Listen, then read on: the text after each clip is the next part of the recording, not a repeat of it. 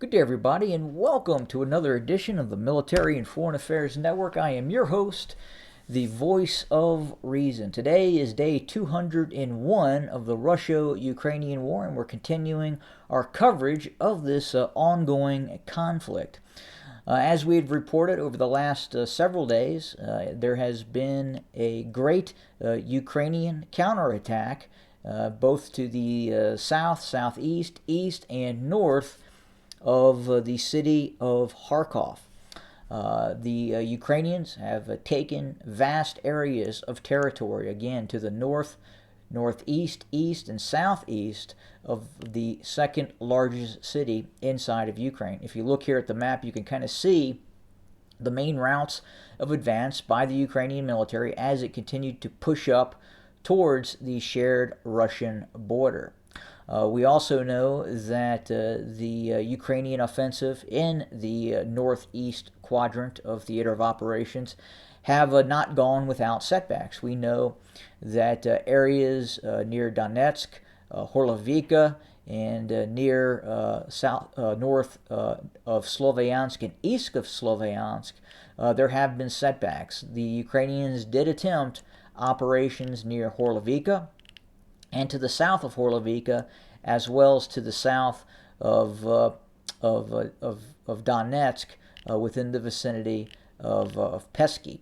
And we do understand that Ukrainian forces did not see the same sort of success in this area. Again, east of Sloviansk, near Horlovika, you can see this salient just to the south of Horlovika that's kind of developed by Ukrainian forces. But again, not the same sort of breakthrough that occurred further in the northern part of the operational offensive by the Ukrainian military. We believe at this point there were more Russian National Guard units, the former interior troops of the Russian Federation, that were deployed in this area and fighting against those Ukrainian forces that launched that, one would say, a blitzkrieg type of operation that, at least on the surface, appears rather successful. And now the possibility of a renewed operation by Ukrainian forces towards Belgorod cannot be ruled out at this point. Now, with that being said, this could prove to be a very long winter for Ukrainians. It looks like the Russians are starting to go after infrastructure targets inside of Ukraine, especially eastern Ukraine.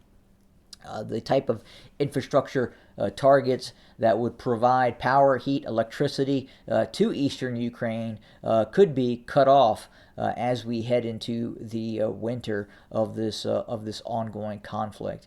And again, by all estimates coming out of the Pentagon, we believe this conflict is probably going to, or they believe the conflict is probably going to last months. And continue to last for months into the future, and there's really no sign of a stoppage of hostilities at this point. We do not believe, or the MFAN does not believe, that due to the setbacks that occurred near Kharkov, that Russian forces will start a massive withdrawal from Ukraine. We believe, or MFAN believes, that the Russians will continue said operation, will probably redeploy forces to shore up its defenses in the northern part of this ongoing operation, and then look at some point to initiate ongoing offensive operations against Ukrainian forces.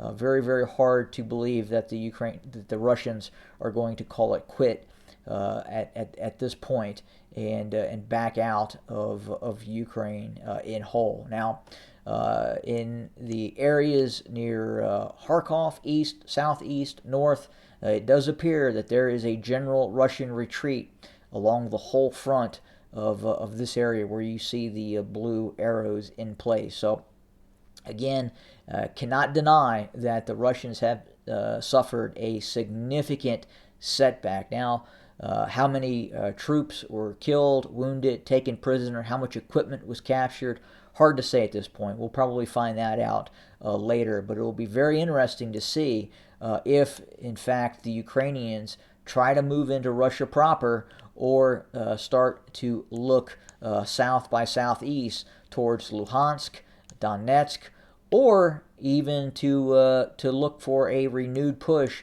near Zaporizhia. Now, we do know Russian resistance in this area, the Russian force construct that runs from Kherson all the way up towards Luhansk, is a bit different in terms of the forces that were deployed near Kharkiv.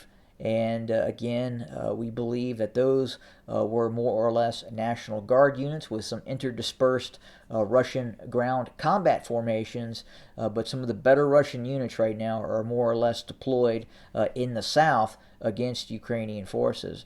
Now we'll have to see how things pan out, how things go. There is also talk coming out of the Ukrainian side of the equation that we're going to report on that indicates that they believe, now this is coming from the Ukrainians, that they believe Russian forces on the western bank of the Kherson footprint, this area here, could be looking at a mass surrender to Ukrainian forces. Now, that is what the Ukrainians are reporting. Obviously, the Russians are not stating that. And do we believe that the Russians will initiate a mass surrender on the western bank of the Dnieper River? Probably not. That would essentially, we would essentially be looking at a Russian defeat in this ongoing war if that were to happen. If you take into account what happened near Kharkov, and then you were to see a mass surrender in west of the on the western bank of the Dnieper River, yes, the Russians would then be looking at quite possibly being militarily defeated in this ongoing conflict if that were to happen. So we'll continue to watch what's happening and obviously report as we get information. And as always, thanks for joining us today, and have a good day.